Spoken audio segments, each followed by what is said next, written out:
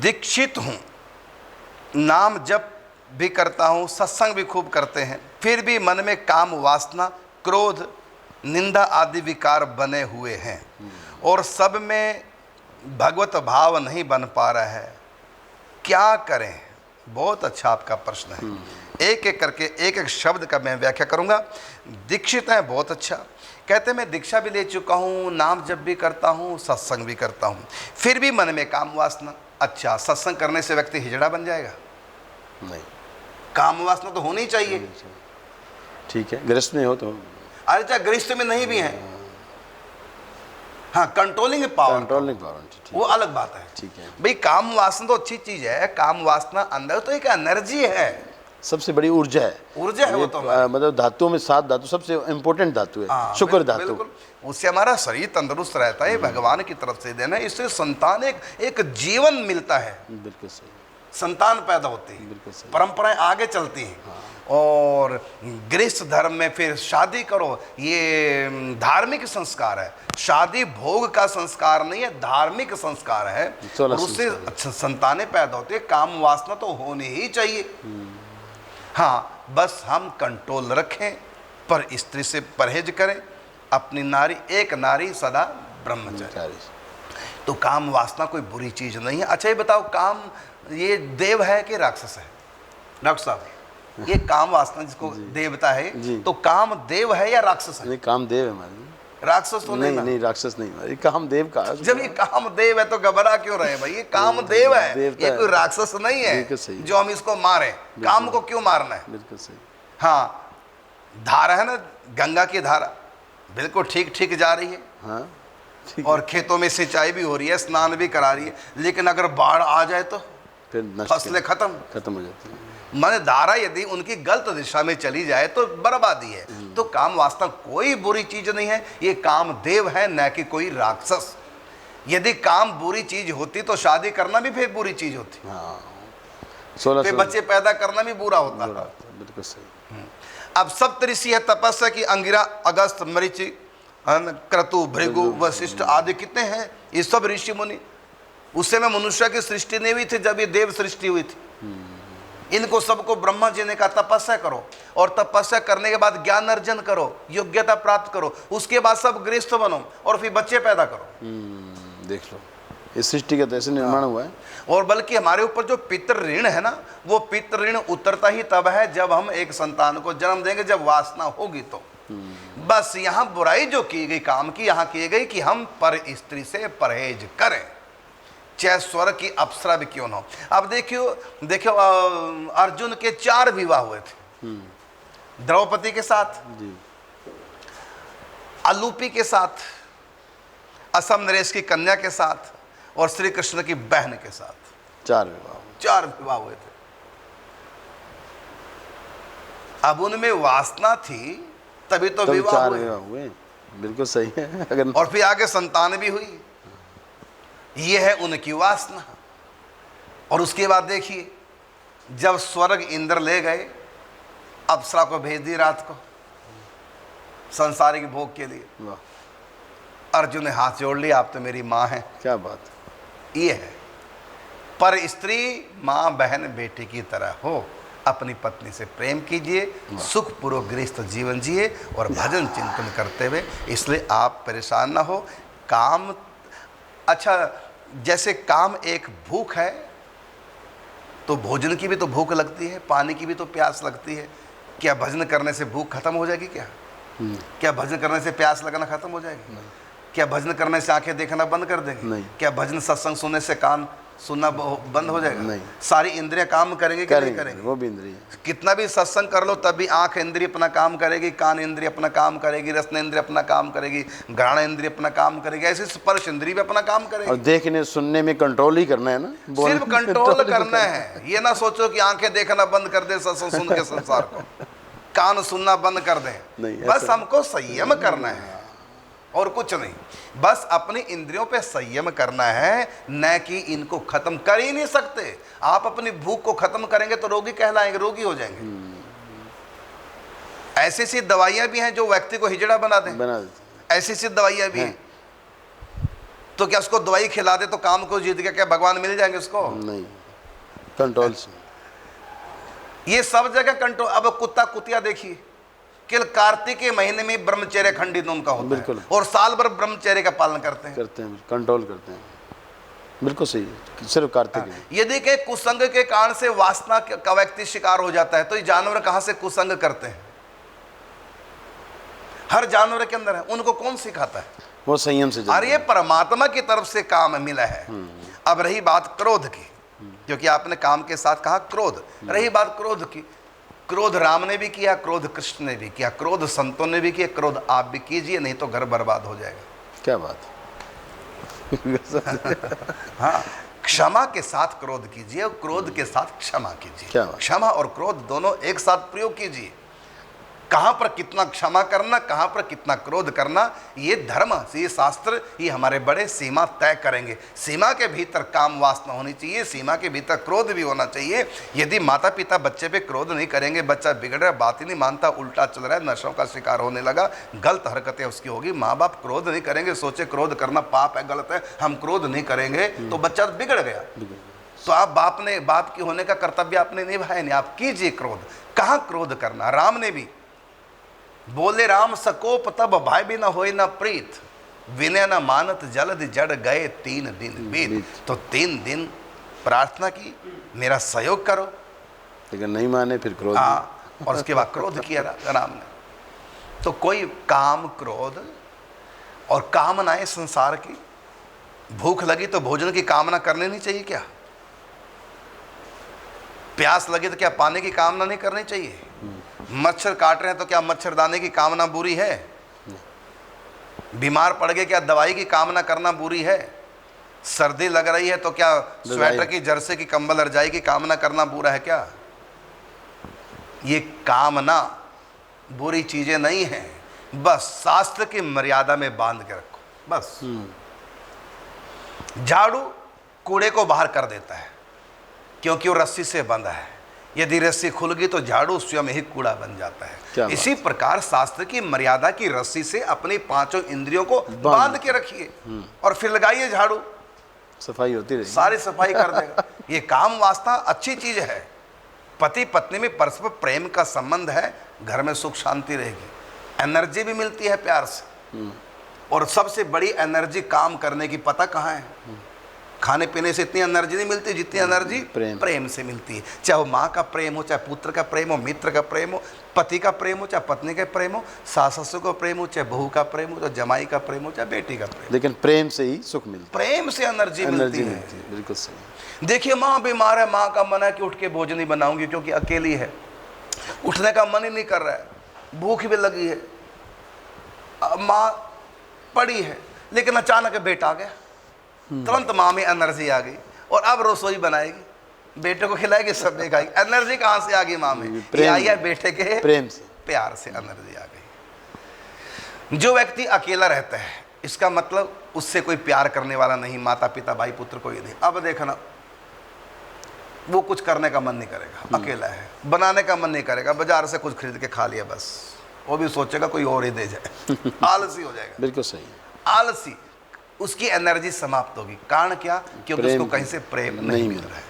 इसलिए आप इन चीजों से डरिए मत, ये सद्गुण है, ये क्रोध सद्गुण है, लेकिन हमने इसको अवगुण बना दिया। पान खाना भी सद्गुण है, डॉक्टर साहब जानते हैं, भोजन के बाद पान खाया जाए, पाचन तंत्र को मजबूत करता है। लेकिन इतना पवित्र पान हमने उसमें तंबाकू डाल करके उसको बदनाम कर दिया। बिल्कुल सही। ठाकुर जी को भोग लगता है, भोग लगता है पान का, और पान खाना ही चाहिए, खाना ही चाहिए। यद्यपि हम नहीं खाते, हाँ ठाकुर जी का प्रसादी बीड़ी मिलते हैं, ले लेते हैं, लेकिन अच्छा है। लेकिन हम क्यों नहीं खाते? क्योंकि पान लोगों ने बदनाम कर दिया। क्या डाल करके उसमें? तंबाकू, बेसन डाल दी, कई चीजें डाल दी, गलत चीजें डाल करके उसको बदनाम कर दिया। है अच्छी चीज है। इसी प्रकार काम, क्रोध, लोभ ये बुरी चीज नहीं है, लेकिन हमने इनका दुरुपयोग करके इनको बदनाम कर दिया। जहां भी नरक का द्वार कहा काम, क्रोध, लोभ को, गीता में भी नरक का द्वार कहा, तो काम यदि नरक का द्वार है तो इसका मतलब शादी करना पाप है। यदि लोभ नरक का द्वार है, इसका मतलब कमाना पाप है क्या? यदि क्रोध नरक का द्वार है तो बच्चे को डांटना, फटकारना, गलत कोई चल रहा तो पाप है क्या? अरे संतों ने तो श्राप तक दे डाले क्रोध में, क्या वो पापी थे क्या? वो यदि वो पाप थे तो उनको फिर भगवान कैसे मिल गए? बिल्कुल सही है। दुर्वासा ऋषि होठों पे श्राप रखा रहता है। अब हर टाइम उनको तो छेड़ने की जरूरत है। कोई आ जाए बस लेने वाला, कृपा पूरी है, सब स्टार्ट है, बस थोड़ा बिल्कुल हल्का सही। चाबी घुमा दो। बिल्कुल। होठों पे जिनके शराब ही श्राप शराब, रहता है, जब वो भी ऐसे पावरफुल थे, सशरीर वैकुंठ चले जाते थे दुर्वासा ऋषि। कितनी पावर थी उनके पास। तो ऐसा देखिए, क्रोधी थे। इन्होंने क्रोध कभी स्वार्थ में प्रयोग नहीं किया, अपना उल्लू सीधा करने के लिए नहीं, उसको सुधारने के लिए करो। ये बात पॉइंट की बात। जब भी कोई गलती करे श्राप दे देते, वो श्राप देकर के उनको सुधारते, और जहां भी वो राक्षस बनता कोई, तो वहां भी उनको भगवान के हाथों मरकर परम गति प्राप्त होती। इनके क्रोध से भी उनको भगवान। नारद जी ने कुबेर पुत्रों पे क्रोध किया, जाओ जड़ हो जाओ, राक्षस बन जाओ, पेड़ बन जाओ। अब वृक्ष बने तो कहाँ के वृक्ष बने? पाकिस्तान के, नंद बाबा के घर के। सही बात। नंद बाबा के आंगन के वृक्ष बने, और कन्हैया उनके नीचे खेल रहे हैं। अंत में भगवान कृष्ण का स्पर्श प्राप्त हुआ, हो गई सदगति। कितने राक्षस बन गए संतों के श्राप से, क्रोध के कारण से, लेकिन सबको भगवान मिले। तो जो तपस्या करने से परमात्मा मिलते हैं, वही क्रोध करने से, क्रोध का शिकार होने से भी मिल गए भगवान। इन संतों का क्रोध का शिकार, क्योंकि इन संतों ने क्रोध किया, क्रोध के पीछे कृपा थी। माता पिता बच्चे पे क्रोध करते हैं, वो क्रोध दरअसल नहीं होता, वो माँ बाप का आशीर्वाद होता है, माँ बाप का प्रेम होता है, माँ बाप की शिक्षा, शासन होता है। वो क्रोध नहीं, वो माँ बाप का शासन है। और बच्चे को सुधारने के लिए अनुशासित होना ही चाहिए, और माँ बाप का क्रोध बच्चे के ऊपर होना ही चाहिए। जो बिगड़ रहा है इस उसको क्रोध नहीं कहते। जहाँ नरक का द्वार कहा, वहाँ कहा गया जब हम स्वार्थ में, हिंसा के, ईर्ष्या से, अपने द्वेष से प्रेरित होकर जब क्रोध करते हैं, उस क्रोध को नरक का द्वार का है। तो माता पिता बच्चे को डांटते हैं, वो हिंसा से प्रेरित होकर नहीं, वो ईर्ष्या द्वेष से प्रेरित होकर नहीं, वो स्वार्थ से प्रेरित होकर नहीं, बल्कि बच्चे के लिए बच्चे को डांट रहे हैं। अरे हिंसा करना मतलब मारना भी अपराध नहीं। अर्जुन ने युद्ध में कितनों को मारा, कोई पाप नहीं लगा। क्यों? क्योंकि उन्होंने धर्म युद्ध किया है, अधर्म के कारण। अधर्म से युद्ध नहीं किया, धर्म से युद्ध किया। ये धर्म युद्ध है। इसी प्रकार वासना कोई बुरी चीज नहीं है, वासना तो होने ही चाहिए, क्रोध होना ही चाहिए, लोभ भी होना चाहिए। खूब कमाओ, दान पुण्य भी करो, उसका सदुपयोग भी करो, जो कमाया नहीं उसको सदुपयोग भी करो। बिल्कुल, बस आप केवल सदुपयोग करेंगे।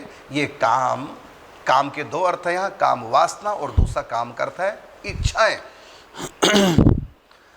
तो कोई भी बुरी नहीं है, बस हम शास्त्र की मर्यादा की रस्सी में इनको बांध के रखो, ये सब अच्छी चीजें बन जाती हैं। और यदि शास्त्र की मर्यादा में नहीं बांधा तो अच्छी चीजें भी बुरी हो जाती हैं। जैसे उदाहरण के रूप में यज्ञ करना शास्त्र की मर्यादा है ना, शास्त्र की आज्ञा ना यज्ञ करो। तो रावण ने यज्ञ किया, भगवान ने यज्ञ को विध्वंस करा दिया। कारण क्या था? ईर्ष्या से प्रेरित होकर के, हिंसा से प्रेरित होकर, धर्म के विरुद्ध था। दक्ष ने यज्ञ किया, भगवान शंकर ने विध्वंस करा दिया, और शुभ कर्म को भी, क्योंकि वो ईर्ष्या से प्रेरित था। संबुक ने तपस्या की, भगवान राम ने मार दिया, उसको दंड दिया, मृत्यु दंड। क्यों? क्योंकि उस सदेह स्वर्ग जाना चाहता था और इंद्र को परास्त करना चाहता था, जो कि उसका अधिकार नहीं था। तो अनाधिकार चेष्टा। तो तपस्या भी कर रहे हैं, लक्ष्य गलत लेकर। संबुक ने तपस्या की, मैं सश्री स्वर्ग जाऊं, ये रूल नहीं है।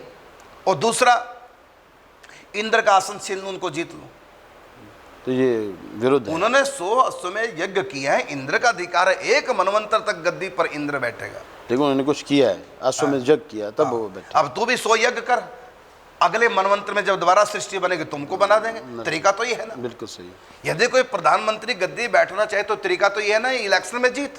लेकिन एकदम इलेक्शन थोड़ी होंगे 5 साल के बाद जीत ले उसको। लेकिन तुम सोचो कि नरेंद्र मोदी को, प्रधानमंत्री को मारकर मैं गद्दी बैठूं, तो ऐसे व्यक्ति को यहाँ की सरकार भी यदि पकड़ा जाए ऐसा करता हुआ, तो फांसी लगाएगी, मृत्यु दंड देगी। तो संबुक ने यही तो किया था कि मैं इंद्रासन छीन लूं और सश्री स्वर्ग जाऊं, जो कि रूल नहीं है। वो रूल को तोड़ रहा था, इसलिए भगवान राम ने उनका भी वध किया। अर्थात अच्छे काम कर रहे हैं लेकिन बुरी नीयत से, वो भी अपराध है। वो भी अपराध है। और बुरा काम कर रहे हैं अच्छी नीयत से, वो भी पुण्य है, वो भी पुण्य हो जाएगा। बिल्कुल सही। काम गलत है लेकिन नीयत बहुत अच्छी है। अब देखिए, मांस का व्यापार कर रहे हैं, सदन कसाई मांस का व्यापार करते हैं, लेकिन इतनी अच्छी नींद से वो ईमानदार से बताते हैं, मुर्गे का है तो ये बकरे का है, तो ये सूअर का है, ये आज का है तो ये बासी है, और थोड़ा भी खराब हो जाए नहीं तड़का लगा के दोबारा ठीक कर दे, नहीं फेंक दे, क्यों किसी का कुछ को बीमार। माने मांस का व्यापार करते भी इतना धर्म का वो व्यक्ति पालन कर रहा है, तो हम गलत काम भी अच्छे शास्त्र की मर्यादा में करें तो वो भी पवित्र हो जाता है, और अच्छा काम भी यदि हम शास्त्र की मर्यादा तोड़ के करें, अच्छा काम भी बुरा हो जाता है। जैसे रावण का यज्ञ और दक्ष का यज्ञ, शंभु की तपस्या, ये सब अच्छे काम थे, लेकिन नियत गलत थी, शास्त्र की मर्यादा को तोड़ रहे थे, इसलिए इन सबको भगवान ने मृत्यु दंड दिया। तो अब आपका प्रश्न दोबारा से लेते हैं। आपका कहना है कि मैं दीक्षित हूँ, नाम जप करता हूँ, सत्संग भी करता हूँ, फिर भी मन में काम वासना है, क्रोध है, निंदा आदि विकार। हाँ, निंदा की बात है, ये गलत है, ये तो गलत है। निंदा तो बिल्कुल भी नहीं करनी चाहिए, क्योंकि निंदा करना ये भगवान की तरफ से हमारा स्वभाव नहीं है। काम, क्रोध, लोभ, ये तो अच्छे ढंग, माने ये तो अच्छी तरफ लग जाएंगे, लेकिन आप जो निंदा कर रहे हैं ये तो बहुत बड़ा अपराध है। निंदा का कभी सदुपयोग होता ही नहीं। काम का सदुपयोग होगा, लोभ का भी सदुपयोग हो जाएगा, क्रोध का भी सदुपयोग होता है। ये तीनों चीज़ें अच्छे के लिए भी हम कर सकते हैं, लेकिन किसी की निंदा कभी भी अच्छे के लिए नहीं होती, क्योंकि जिसके पास निंदा हम करते हैं उसके मन में उनके प्रति नफरत, ईर्षा, द्वेष, हिंसा भड़क सकती है, और भड़कती ही है। तो निंदा तो किसी भी एंगल से उसका सदुपयोग हो ही नहीं सकता, ये तो अपराध है। पापी मिले हजार निंदक। हाँ, लिखा भी है कि कबीरा निंदक ना मिले चाहे पापी मिले हजार, एक निंदक के शीश पर कोटि पाप का भार। पापी तो अपने पाप को ही ढोता है, लेकिन निंदा करने वाला जिन जिन की निंदा की और जिन जिन कर्मों की निंदा की, उन कर्मों के पापों को अपने सर पर ढोता है। तो निंदक तो पापी तो अपने ही पाप को भोगता है, तो लेकिन निंदा करने वाला न जाने कितनों के पाप को सर पर ढो रहा है, उनके भी पाप भोग रहे हैं। तो इसलिए निंदा तो बिल्कुल भी नहीं करनी चाहिए। आप सत्संग सुनिए, अच्छी बात, और नाम जप आप कर रहे हैं, निंदा के अपराध से बचिए। निंदा करने वाला कभी भी भगवान के नाम का रस ले नहीं सकता। इसमें अब बताइए डॉक्टर साहब, देखो जिस लोटे से हम शंकर जी को जल चढ़ाते हैं, क्या उस लोटे को हम लैट्रिन में ले जा सकते हैं? नहीं।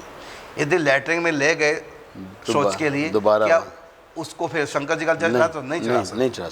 तो इसी प्रकार जिस नाम से, जीव से हम प्रभु का भजन कर रहे हैं, उसी जीव को आप निंदा में लगा रहे हैं। तो निंदा में यदि अपनी वाणी को लगाओगे तो आपकी जीभ नाम का रस लेने लायक नहीं रहेगी। निंदा आप किसी की मत कीजिए, लेकिन हाँ इतना है कि माँ अपने बच्चे की निंदा कर रही है संत के पास, मेरा बेटा हमारा शराब पीता है, बीड़ी पीता है, ये निंदा नहीं है, इसको निंदा नहीं कहते, ये निंदा नहीं है, ये तो रोग बताया जा रहा है डॉक्टर को। हाँ, संत रूपी डॉक्टर को अपने एक वार्ता है, एक वार्ता, रोग बताया जा रहा है कि मेरे बेटे को ये बीमारी है, आप ठीक कीजिए। क्योंकि वहां पर माँ का भाव निंदा करने का नहीं है, माँ का भाव है कि मेरा बच्चा अच्छा बन जाए। तो अच्छा किसी को बनाने के लिए हम बड़ों के पास जाकर उनकी बुराई कर रहे हैं, उसको निंदा नहीं कहते, उसको तो बल्कि अच्छा है, ये काम तो करना ही चाहिए। किसी में गलती हो तो बड़ों को बताना चाहिए कि हमने ऐसा गलती करते देखा, इस नीयत से कि ये गलती दोबारा ना करे, मम्मी पापा की डांट पड़े, गुरु की डांट पड़े, दोबारा ये गलती ना हो। तो इसको तो निंदा कहते नहीं, ये तो अच्छी बात है, और ये तो वही कर सकता है जिसके अंदर प्रीति हो, सद्भावना हो। लेकिन हम ईर्ष्या से प्रेरित होकर के, द्वेष नफरत से प्रेरित होकर के, और दूसरे के मन में भी दूसरे के प्रति उसको गिराने की भावना से, नजरों से गिराना चाहते हैं, तो एक खोटी नीयत से जब हम किसी के साथ, किसी के पास किसी की बुराई करते हैं, तो उस व्यक्ति के जो पाप हैं, जिनकी हमने बुराई की, वो सारे पाप हमारे खाते में ट्रांसफर हो जाते हैं। इसलिए भूल कर भी किसी की निंदा नहीं करनी। मरने के बाद भी कहा आपने एक बार कि अगर किसी की निंदा करते हैं तो उसके मृत्यु शरीर जो हो गया, उसके पाप भी ट्रांसफर हो जाते हैं।